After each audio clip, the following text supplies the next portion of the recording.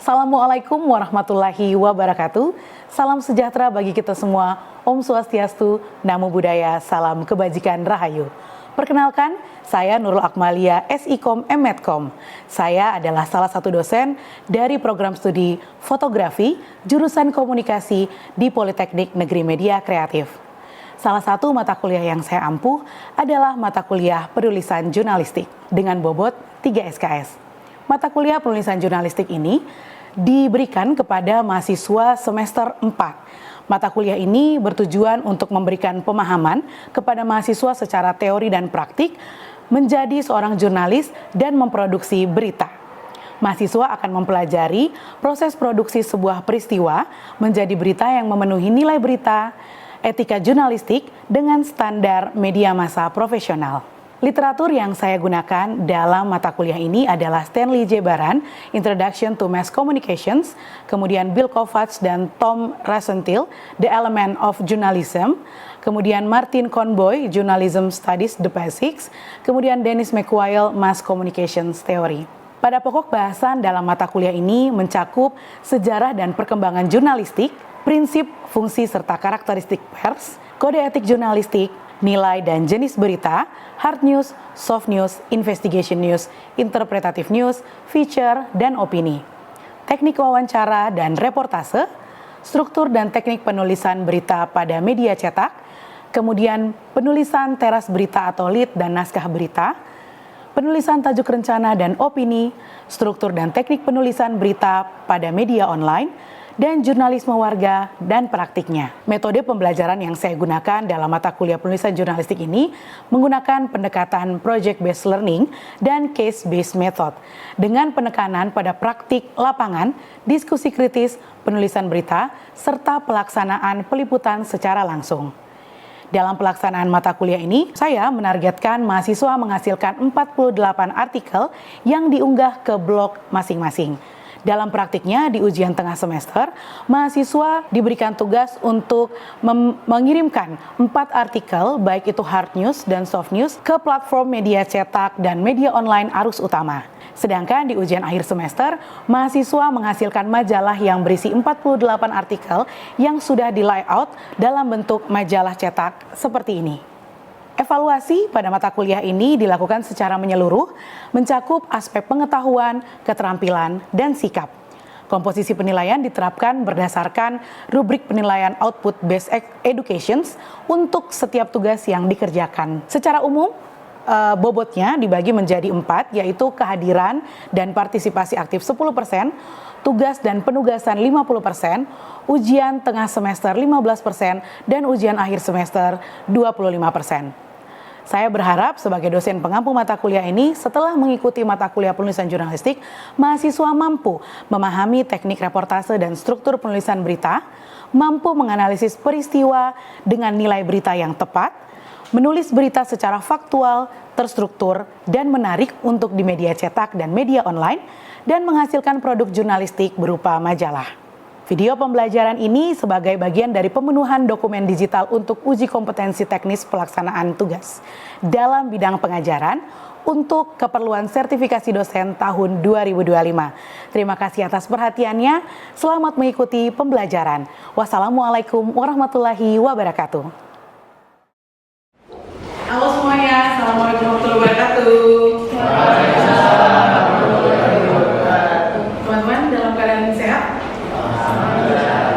Saya tahu ini adalah mata kuliah keberapa hari ini, tapi tentu saja saya harapkan teman-teman masih tetap semangat ya. Jadi dalam mata kuliah penulisan jurnalistik ini, seperti yang sudah Mbak terangkan di pertemuan sebelumnya, kita banyak memiliki tema-tema atau topik menarik yang tentunya berhubungan dengan pers dan dunia jurnalistik. Kalau minggu kemarin kita sudah belajar tentang sejarah dan perkembangan jurnalistik baik di dunia dan di Indonesia. Nah, hari ini kita itu akan lebih membahas secara dalam bagaimana sih struktur dan teknik menulis berita. Tapi tidak hanya menulis berita aja, nanti sebelumnya saya akan memberikan pengantar tentang prinsip-prinsip, karakteristik dan fungsi pers. Nah, Seperti yang saya sampaikan kemarin juga bahwa di end of semester kita itu ada tugas besar. Tugas besarnya itu individu, bentuknya majalah. Ini saya memberikan contoh ya, saya membawa contoh dari tahun lalu. Ini adalah produk-produk yang dibuat oleh kakak-kakak sekalian, sehingga nanti kalian boleh lihat masing-masing. Ini adalah contoh yang kalian buat. Nanti artikelnya ini boleh di-share ke temannya ya. Kalian bisa lihat di majalah itu ada beberapa artikel ya yang akan kalian buat dengan liputan sendiri, turun liputan ke jalan tentunya dengan menerapkan teknik-teknik reportase yang kita pelajari di kelas, kemudian bagaimana perbedaan antara berita-berita yang akan saya sampaikan di mata kuliah ini, gitu ya. Jadi ini adalah majalah yang akan menjadi produk akhir teman-teman. Selain itu nanti majalah ini juga bisa jadi portofolio teman-teman jika sudah lulus gitu ya. Teman-teman bisa menggunakan majalah ini jadi portofolionya. Oke, kita langsung aja ke materi hari ini yaitu struktur dan teknik menulis berita. Sebelum menulis berita, kita harus tahu bagaimana sih posisi seorang jurnalis gitu ya. Teman-teman di sini ada yang tahu nggak apa tuh jurnalis atau jurnalistik? Ada yang tahu? Masa tidak ada yang tahu jurnalistik? Ada teman-teman yang sudah ada sebelumnya, sudah ada yang pernah belajar jurnalistik di mata kuliah lain? Sudah pernah? Apa tuh jurnalistik? Gak apa-apa, salah nggak apa-apa, it's okay. Apa tuh? Boleh Ari? Menurut saya teknik jurnalistik itu semacam kayak teknik menulis berita, mencari berita, dimana kita mencari informasi dan jadi sebuah berita. Oke, betul. Jadi jurnalis itu memang linknya sebenarnya berita, tapi kalau kita bicara tentang jurnalistik, itu jurnalistik adalah kegiatannya gitu ya. Kalau jurnalis itu orang yang melakukan kegiatan jurnalistik tadi, kemudian kalau jurnalisme itu adalah ilmu yang mempelajari tentang jurnalistik atau proses kegiatan peliputan berita hingga sampai penulisan.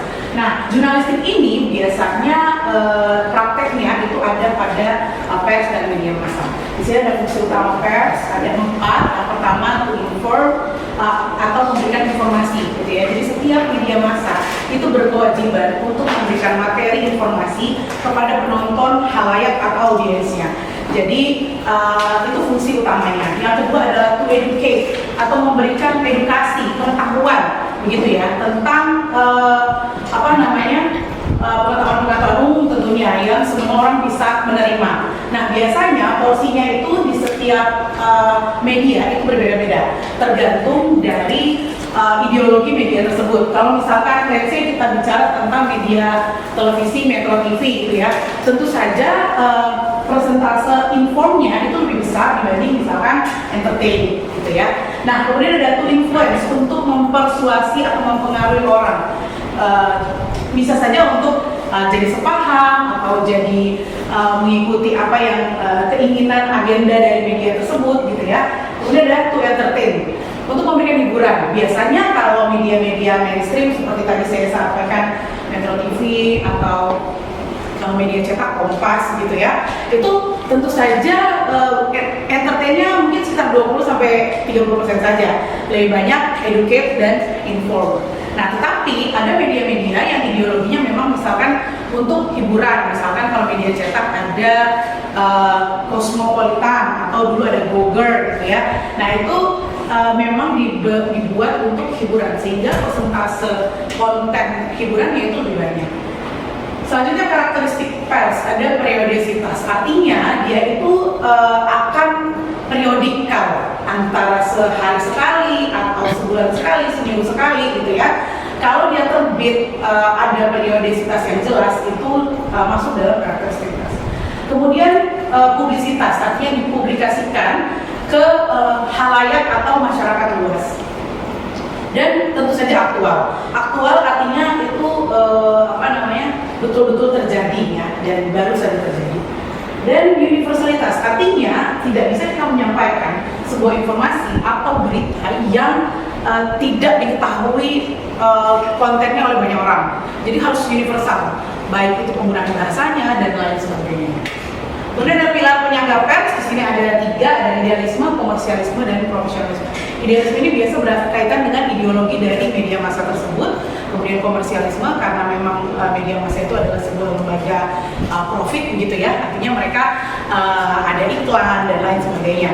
Kemudian kalau profesionalisme mereka dilandasi dengan prinsip-prinsip profesional, artinya mereka melakukan peliputan berita dan menyajikan berita itu atas dasar profesional gitu ya, bisa dipertanggungjawabkan. Sampai sini ada yang bertanya? Belum ada? Baik, kita next dulu ya. Nah, ini bagaimana sih kita melihat definisi dari berita itu sendiri? Ya. Berita itu adalah sebuah informasi atau laporan tentang hal yang sedang atau telah terjadi dan kemudian disampaikan di media massa. Karakternya seperti itu. Sedang terjadi atau telah terjadi, bagi hot-hotnya nih ya. Dan kemudian intinya adalah dia dipublikasikan ke media massa. Jika tidak dipublikasikan ke media massa, maka itu tidak termasuk berita. Jadi ini adalah yang seperti kita lihat, ini adalah definisinya. Kemudian ada unsur berita, ada 5W, 1H. Apa aja 5W 1H? Ayo, buat, bu,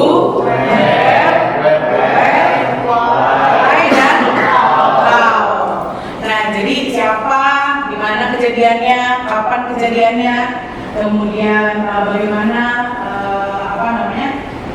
bagaimana terjadinya hal tersebut gitu ya. Nah, sehingga itu sangat komplit gitu ya. 5W1 itu kunci yang pertama. Yang kedua harus cover both side, artinya berimbang. Kita tidak boleh berat sebelah. Seandainya kita jadi jurnalis gitu ya, kita meliput ke salah satu katakanlah kantor kepolisian, ada kasus gitu ya, ada pihak korban dan kemudian ada pihak pelaku juga gitu misalkan ya. Nah, kemudian kita meliput, kita tidak boleh lebih berat kepada misalkan korbannya karena atas dasar rasa kasihan atau kemanusiaan, tetapi kita harus tetap dengan prinsip-prinsip jurnalistik melihat bahwa ya ini harus cover both side gitu, harus berimbang beritanya gitu, harus seimbang. Kalau kita memberitakan konflik antara manajemen misalkan dengan karyawannya gitu ya, kita tidak bisa karena kita atas dasar wah kasihan nih karyawannya dirugikan gitu, tapi kita lebih mau memberikan banyak informasi yang objektif gitu ya tentang karyawannya, tetapi kita tidak melihat dari segi pandang manajemennya, sehingga harus cover both side, berimbang. Kemudian, yang mencirikan artikel berita itu adalah menggunakan bahasa jurnalistik. Karena bahasa jurnalistik itu berbeda teman-teman dengan bahasa-bahasa baku Indonesia gitu ya, yang di KBBI. Tapi rata-rata tidak bahasa tutur juga, bukan bahasa tutur. Bahasa tutur itu bahasa kita sehari-hari.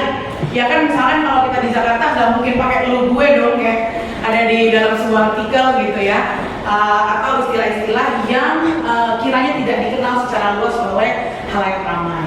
Jadi itu unsur yang harus ada di dalam sebuah berita. Ya. Selanjutnya, nah ini sangat memusingkan tapi saya coba sederhanakan buat teman-teman. Jadi jenis-jenis berita itu ada banyak sebenarnya gitu. Walaupun kita biasanya membaca sebuah majalah, koran, atau kita menonton berita gitu ya, kayaknya terkesannya sama aja. Tapi berita itu jenis-jenisnya berbeda-beda. Yang pertama adalah straight news. Straight news ini adalah berita langsung yang menyampaikan fakta atau informasi tentang sesuatu hal yang sedang terjadi, kemudian dia cepat dan jelas. Contohnya misalkan breaking news. Breaking news itu kan biasanya dia menjeda sebuah program gitu ya, itu termasuk straight news. Dan biasanya dia disajikan ketika informasi itu sudah ada, walaupun belum lengkap. Yang penting unsur 5W1H itu udah terpenuhi, itu langsung disajikan. Sekarang mungkin karena media online, sehingga jadi kayak bisa lebih cepat lagi gitu ya. Nah, kemudian yang kedua adalah hard news. Hard news ini sifatnya berita penting dan aktual yang biasanya berkaitan dengan isu-isu serius seperti ekonomi, politik, kemudian kriminal dan peristiwa-peristiwa besar. Nah, ini biasanya bersifatnya langsung, tidak terlalu panjang gitu ya.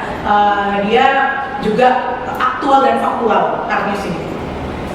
Kemudian ada soft news, berita yang ringan, berita yang lebih mengutamakan hiburan, lifestyle, dan tips-tips, entertainment, itu biasanya masuk soft news atau cerita tentang kayak misalkan review sebuah kafe atau ini dia, kalian bisa baca kan di media-media online kayak ini dia rekomendasi tontonan film pada weekend gitu ya. Itu termasuk dalam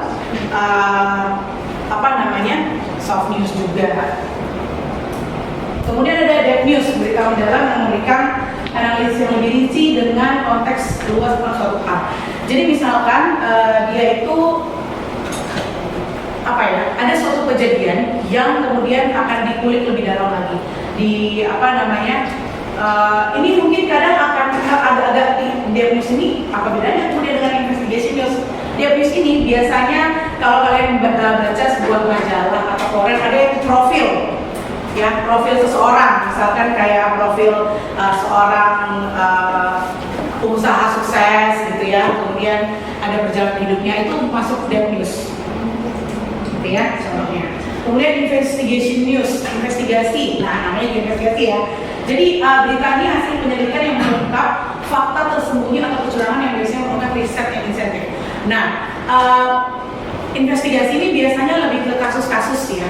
Nah, tapi biasanya dia sudah selesai. Jadi artinya isu ini sebenarnya sudah selesai. Contohnya misalkan kasus-kasus di katakanlah yang kemarin lagi viral tuh Raja Ampat ya, yang tambang di sana tuh lagi pro dan kontra gitu ya antara pemerintah, kemudian masyarakat, dan kemudian kita juga mau melestarikan Raja Ampat sebagai situs warisan pariwisata Indonesia gitu ya. Nah, artinya di situ misalkan ada investigation news, kalau sudah selesai, nah mereka akan biasa liputan. Kalau kita contohnya tuh kayak misalkan di liputan 6 investigasi gitu ya. Nah itu biasa tentang sebuah kejadian yang sangat khusus, satu kasus gitu, kemudian dibahas mulai dari awal kenapa terjadi, kemudian bagaimana prosesnya, siapa saja yang terlibat, hingga penyelesaian kasusnya. Biasanya kasusnya sudah selesai, kemudian diangkat gitu ya. Interpretatif berita yang tidak hanya menyampaikan fakta, tapi juga memberikan penafsiran atau analisis terhadap fakta tersebut. Nah ini biasanya juga agak bingung nih antara interpretatif sama opini news. Nah interpretatif ini dia modelnya kayak tajuk rencana sih. Jadi ada forecasting feature kayak misalkan kayak nanti karena kejadian ini akan ada menyusul kejadian ini. Nah biasanya seperti itu, tapi berdasarkan fakta juga.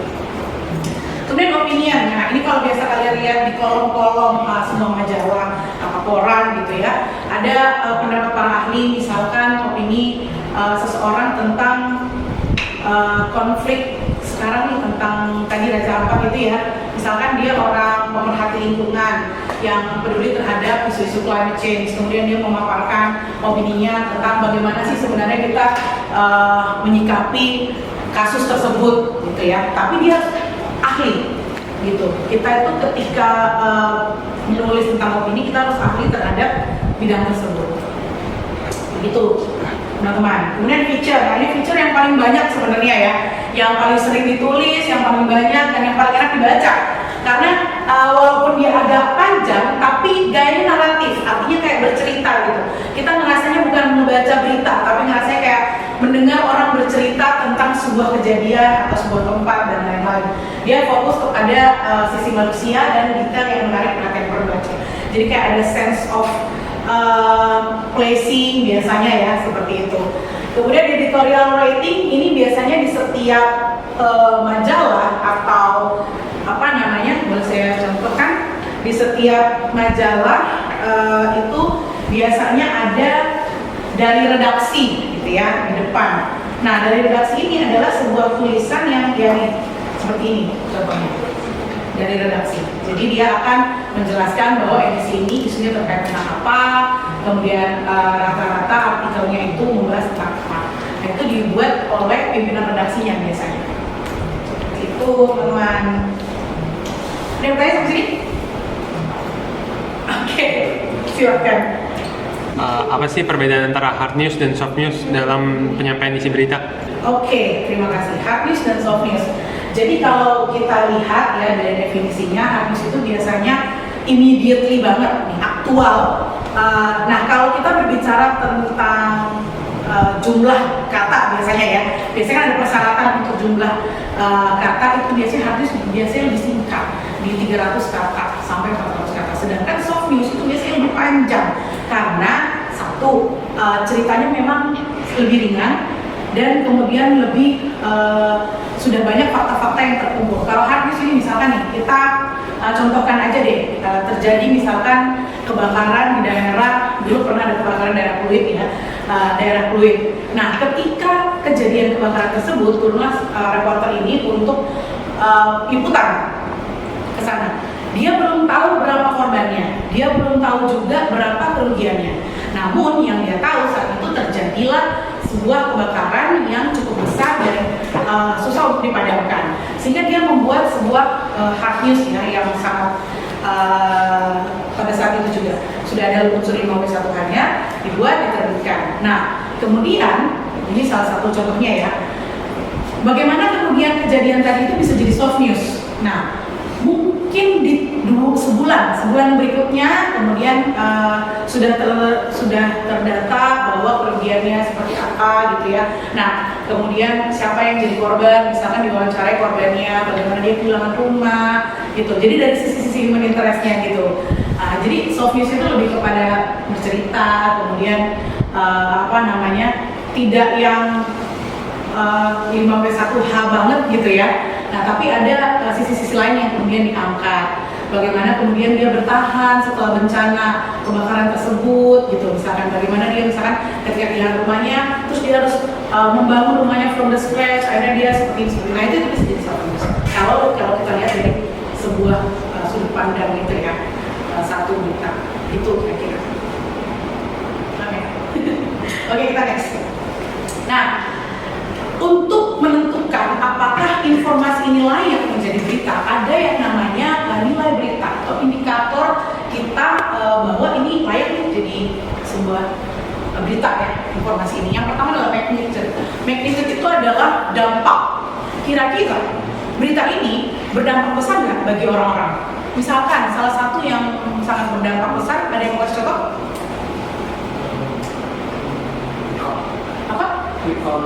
Quick count, misalkan pada saat pemilihan presiden, quick count, ya itu kan banyak ya, itu sangat ditunggu-tunggu sehingga berdampak.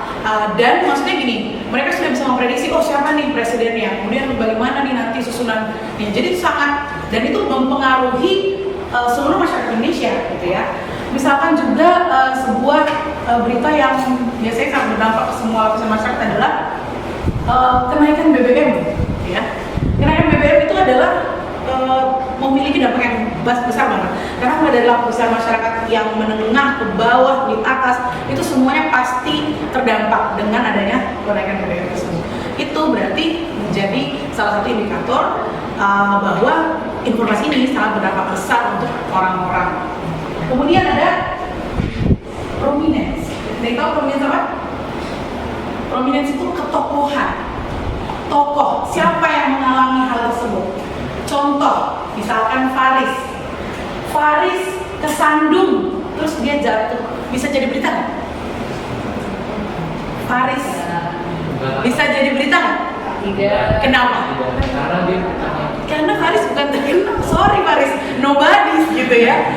Tapi kalau Raffi Ahmad ya, dia kesandung, terus dia jatuh, kira-kira jadi berita nggak? Iya. Kenapa? Karena dia terkenal, dia punya power, dia public figure gitu ya, sehingga itu ketokohan.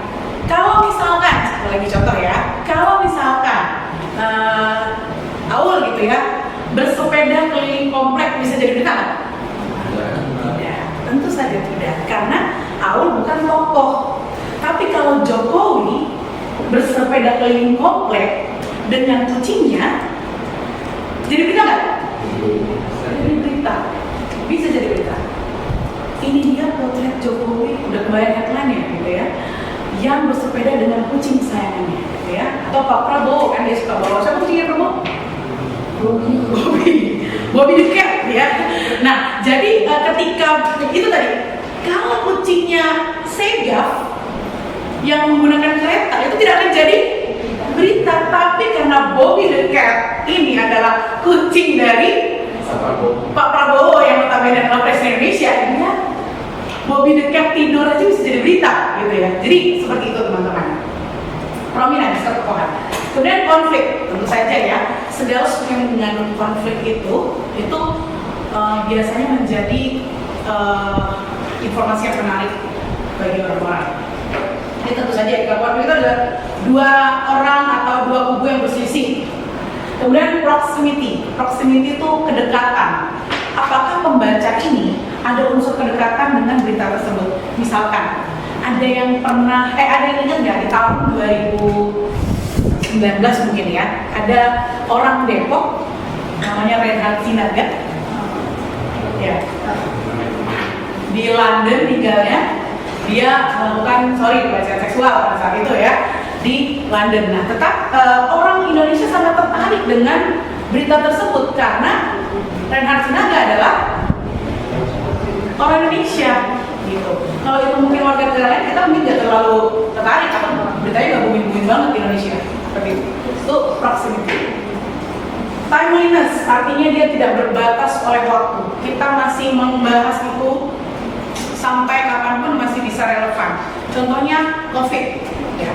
COVID itu memang sudah berlalu sekian tahun yang lalu, tetapi dampaknya, kemudian bagaimana langkah pencegahannya dari orang-orang itu masih terpengaruh. Dan jika misalkan ada artikel yang membahas tentang COVID, itu masih relevan, itu karena tidak terbatas oleh waktu. Selanjutnya currency atau saat ini ya yang baru saja terjadi. Ini tentu saja ya, tadi sudah beberapa kali saya mention di materi sebelumnya. Kemudian unusual atau unik. Kalau misalkan ada sesuatu yang unik, gitu ya, yang tidak biasa di tempat lain, itu akan juga menjadi salah satu nilai berita. Misalkan nih, ini kita yang lucu-lucu aja ya. Yang misalkan ada kambing lahir, anaknya kakinya 3, itu bisa jadi berita. Bisa, karena unik, nggak ada, jarang banget kambing yang kakinya 3 gitu ya. Atau misalkan Presiden Indonesia, kalau presiden pasti magnitude ya. Yang unik-unik itu atau unusual itu bisa jadi daya tarik untuk berita. Yang kemudian adalah human spirit atau human interest ya, yang menggugah perasaan membaca atau audiens terhadap suatu hal, itu masuk human interest. Banyak program-program, kemudian berita-berita yang misalkan yang anaknya kurang mampu mendapat beasiswa kayak begitu kan, itu salah satu human interest ya. Selanjutnya adalah tidak ada, sudah aja ya. Jadi ini adalah indikator nilai berita. Kalau misalkan tidak masuk dalam sini, maka dia tidak layak disebut sebuah berita. Nah, inilah struktur penulisan berita. Jadi biasa kita sebut dengan segitiga terbalik. Segitiga terbalik. Jadi semakin atas, semakin besar porsinya, dia semakin penting. Jadi keras berita itu penting. Biasa disebut gitu ya. Jadi judul berita, keras berita atau lead, kemudian tubuh berita atau informasi tambahan atau lead. Jadi ini biasanya untuk hard news itu biasanya sampai tubuh berita aja. Lead news ini, informasi tambahan ini biasanya untuk soft news. Kita lihat contohnya seperti ini. Kurang terlihat ya bawahnya. Nah, ini adalah contoh headline tadi paling penting ya, headline atau judul. Judul itu teman-teman karakteristiknya berisi 3-6 kata. Kalau ini media cetak ya, kita bicara media cetak. Kalau media online sekarang panjang karena suka clickbait. Jadi kalau di mana namanya, di media cetak biasanya tidak clickbait, sehingga judul berita 3-6 kata biasanya dalam beritanya dilengkapi dengan anak judul. Anak judul itu tidak wajib, tapi biasanya ada aja. Gitu ya, misalkan kayak Palu Gulita Bandara Lumpuh. Nah, ini adalah judul. Sifatnya provokatif, singkat, relevan dengan isinya, dan fungsional. Ini anak judulnya, gempa 7,7 skala Richter, tsunami di Sultan Surabaya. Tidak semua artikel berita itu harus ada anak judul, tapi biasanya ada yang menggunakan. Kalau di koran gitu ya. Nah, ini headline atau judul. Yang kedua adalah lead atau tiras berita tadi ya. Ini juga sifatnya penting. Lead ini teman-teman adalah memegang peranan kunci. Kira-kira orang akan membaca isinya apa enggak? Lead ini adalah hook, ibaratnya kalau sekarang tuh ngomongnya hook ya, pengait gitu. Kalau misalkan dia menarik, maka orang akan baca. Maka kita harus effort dalam penulisan lead ini. Teras berita itu 30-40 kata, memiliki fungsi menjadi bridge atau jembatan antara judul dan tubuh berita. Sifatnya interaktif, atraktif, korelatif, dan dapat dipercaya. Artinya yang ditulis di lead itu pasti berhubungan dengan beritanya. Nah, itu tadi lead. Kemudian isi berita atau body berita gitu ya. Ini terdiri dari di sini ada contohnya teman-teman. Biasanya ditulis dengan kolom seperti ini ya. Jadi ciri khas dari penulisan di majalah atau media cetak itu terdiri dari 2 kolom, 3 kolom, atau 4 kolom, tergantung majalahnya. Nah, ini bagian ini merupakan tubuh dari sebuah berita 5W1H tadi itu semuanya harus terkandung di sini. Kejadian yang dilaporkan secara singkat, padat, dan juga jelas. Informasi tambahan dan pengembangan cerita itu juga boleh ditambahkan ketika misalkan memang itu bentuknya feature atau soft news seperti itu ya. Jadi memang ini, tapi kita juga ada batasannya. Biasanya itu 300 sampai 400 kata untuk hard news, 600 kata untuk soft news. Semakin investigation news pasti lebih banyak ya, biasanya antara 1000 sampai 1500 itu. Nah, jadi beda-beda sebenarnya setiap jenis berita, tentu saja batasan isi beritanya itu beda-beda. Nah, sebelum kita ke tugas untuk teman-teman minggu lalu yang sudah mencoba membuat blog gitu ya, saya ingin teman-teman sharing ke saya hasil tugasnya minggu lalu membuat artikel, kemudian saya kasih feedback. Boleh siapa yang mau? Oke, silakan. Ini ya?